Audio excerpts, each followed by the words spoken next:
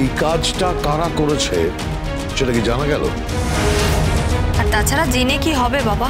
দরকার আছে, দরকার আছে। একজন মহিলার এই শারীরিক অবস্থায় এটা তো মানুষ নয়, এরা ওষুধ।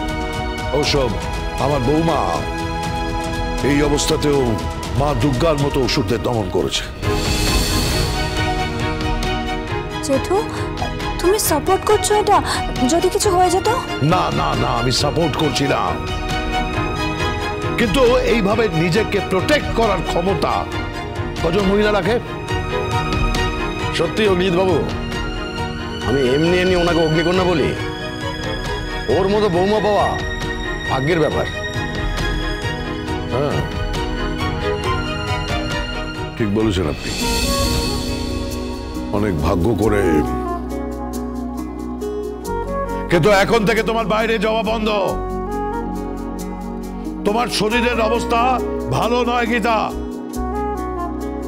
আমার লক্ষ্মী বা গণেশের আসার সময় হয়েছে।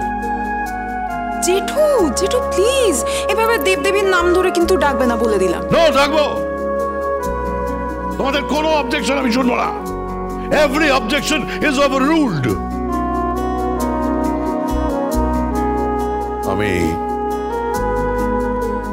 আমি দাদু হব। এতদিন পরে এ বাড়িতে কেউ আসছে, আমি দাদু হব না।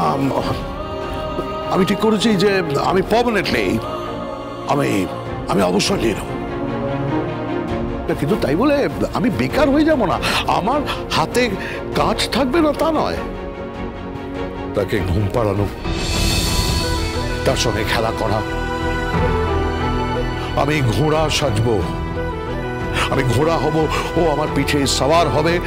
আমি ওকে নিয়ে বেড়াতে যাব, কোলে, কাঁখে, কাঁধে। আমি ওর নিত্য খেলার সঙ্গী হব। এই আই এম দ্য বেস্ট।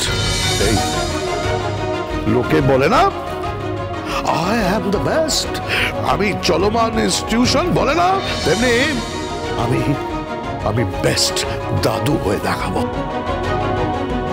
পাপা, তুমি কিন্তু গীতা বৌদির কাছে দুটো কেস হেরেছো। হ্যাঁ, এই মেহেক, এই একদম লেগ পুল করবি না, বলে রাখলাম। এ বারণ করো ওকে লেগ পুল করতে। লেগ পুল করবি না। I am the best and I will be the best.